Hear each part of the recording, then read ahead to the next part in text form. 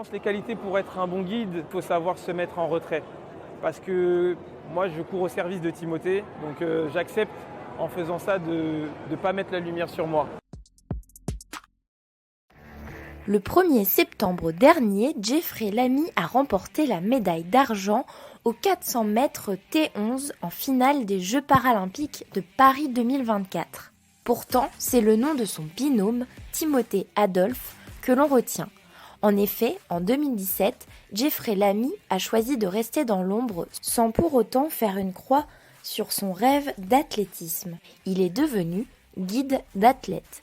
Son rôle, assister un athlète déficient visuel durant l'épreuve et en dehors. Je ne sais pas comment on devient guide d'athlète, je ne sais pas s'il y a un mode d'emploi. Je pense que chaque guide a une histoire. Moi, mon histoire, c'était un pur hasard. J'étais athlète en valide, j'étais en équipe de France Espoir. À ce moment-là, Timothée voulait un guide jeune et souvent le rôle de guide était un rôle attribué à des sportifs retraités. Et du coup, il commençait à chercher des athlètes qui étaient, on va dire, dans le top 10 français.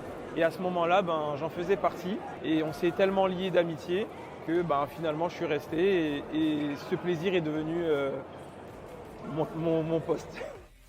Avant de courir aux côtés de Timothée, Jeffrey a en effet eu une carrière solo prometteuse. Champion de France cadet sur 200 mètres avec l'AS Bondy, vice-champion de France junior sur 60 mètres, vice-champion de France junior sur 100 mètres en salle et vice-champion de France espoir sur 100 mètres. Je pense que les qualités pour être un bon guide, faut avoir le niveau de performance déjà. Faut être plus fort que l'athlète, faut avoir de l'empathie. Il faut être très très à l'écoute et surtout il faut savoir se mettre en retrait. Parce que moi je cours au service de Timothée, donc j'accepte en faisant ça de ne pas mettre la lumière sur moi. Quand on s'entraîne, on va remarquer des défauts. Le coach il va nous dire par exemple il y a eu tel défaut à tel moment. Et avec Timothée on va se donner un mot qui définira justement le problème à régler.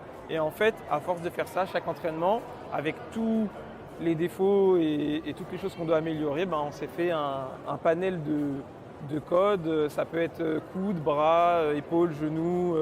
Et j'ai plein de mots qui me permettent de communiquer avec Timothée sans pour autant gaspiller trop de souffle. Parce qu'un 400 mètres, ça reste du sprint. Je ne vais pas courir avec lui. Je ne suis pas commentateur. Je ne vais pas lui dire oh, bon, on est bien, attention à ton genou, attention à ton bras. Il faut que je puisse respirer moi aussi. Petite particularité de Jeffrey, il mène une double carrière. En plus de mon rôle de guide, au mois d'octobre 2022, j'ai été embauché par la RATP sur un contrat d'insertion professionnelle qui me permet d'être détaché et de mener à bien ma carrière de guide.